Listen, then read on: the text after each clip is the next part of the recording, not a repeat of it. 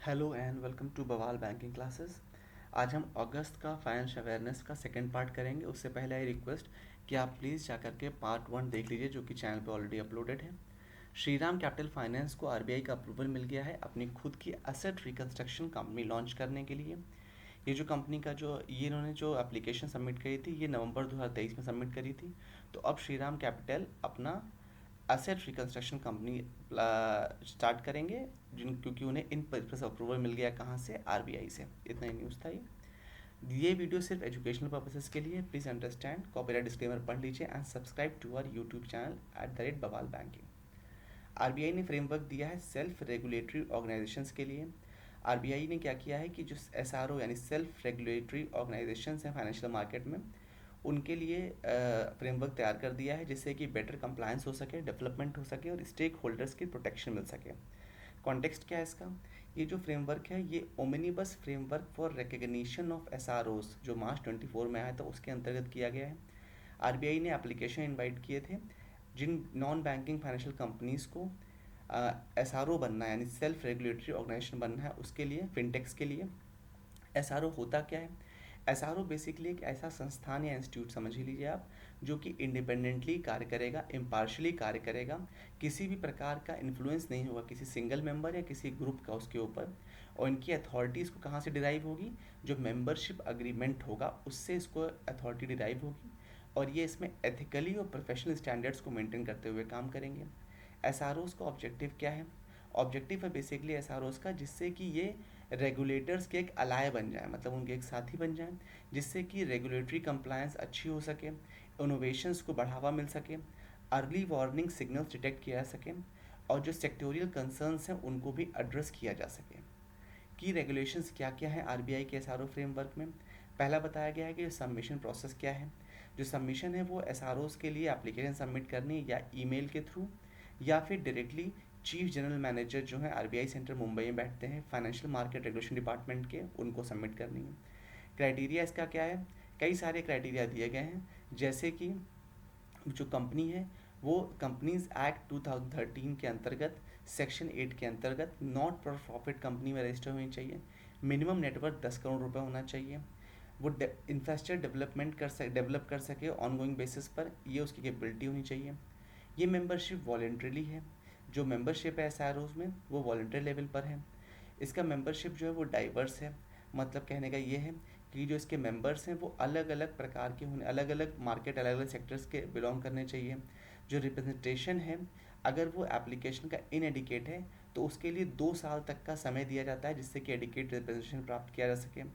जो डायरेक्ट की कम्पिटेंस और इंटीग्रिटी के बारे में बताया गया है, जो भी डायरेक्टर्स हैं उनके लिए।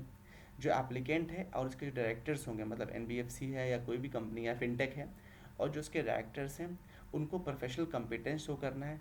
उनका इंटीग्रिटी और फेयरनेस रेपुटेशन अच्छा होना चाहिए। किसी भी प्रकार का उनका कन्विक्शन नहीं होना चाहिए। मतलब ऐसा ना हो कि पहले उन्हें कोई लीगली कोई कन्विक्शन हुआ है किसी उनके फ्रॉड में या किसी भी चीज़ में, कोई उनका किसी प्रकार का इकोनॉमिक ऑफेंस उनके ऊपर नहीं होना चाहिए। ये सब शर्तें हैं इसकी। फिट एंड प्रॉपर क्राइटेरिया इसके लिए रिकग्नाइज करने के लिए कंपलसरी किया गया है। आरबीआई इसके लिए एडिशनल कंडीशंस भी समय समय पर ला सकता है अगर पब्लिक इंटरेस्ट कोई भी एडवर्स हो रहा होगा तो। क्या क्या रूल्स हैं एसआरओज यानी सेल्फ रेगुलेटरी ऑर्गेनाइजेशन के और क्या एक्सपेक्टेशन है वो बताया गया है। एक तो कंप्लायंस करना है इनको रेगुलेटरी गाइडलाइंस के द्वारा के अंतर्गत। जो भी गाइडलाइंस आएंगे उनको कंप्लायंस करते हुए डेवलपमेंट को बढ़ावा देते हुए फाइनेंशियल मार्केट को अच्छा चलाना है। जो स्टेक होल्डर्स हैं उनके इंटरेस्ट को प्रोटेक्ट करना है, यानी उनका बचाव करना है। इनोवेशंस को बढ़ावा देना है। अर्ली वार्निंग सिग्नल्स को डिटेक्ट करना है, जिससे कि कोई भी सेक्टर, कोई भी इंडस्ट्री अब्रप्टली डिस्टर्ब ना हो। एसआरओज़ का जो फाइनेंस सेक्टर में उसका क्या इंपॉर्टेंस है? एक तो रेगुलेटरी सपोर्ट मिलेगा। ये एक रेगुलेशन मतलब कंप्लायंस के उसमें बहुत काम आएंगे आरबीआई के, क्योंकि आरबीआई सबको नहीं मैनेज कर सकता। तो अगर सेल्फ रेगुलेटरी हो जाएंगे तो एथिकली और प्रोफेशनली जब वो लोग खुद को रेगुलेट कर लेंगे तो आरबीआई का काम भी तो कम हो जाएगा उससे। इससे साथ ही साथ ये जो क्रिटिकल कंसर्न्स हैं जो जिससे कि फाइनेंशियल सिस्टम में है उसको सेक्टर वाइज या इंडस्ट्री वाइज उसको डील कर सकते हैं।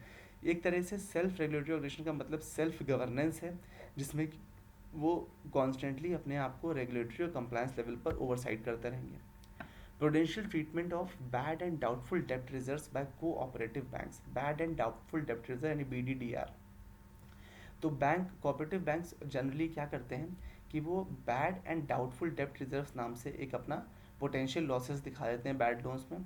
उसमें क्या करते हैं कि जो उनका रिजर्व होता है ये प्रॉफिट एंड लॉस अकाउंट्स में नहीं शो करते हैं, बल्कि इसको सेपरेटली रख लेते हैं, तो इनका नेट प्रॉफिट बढ़ जाता है। ये बेसिक इनकी प्रैक्टिस है, ठीक है।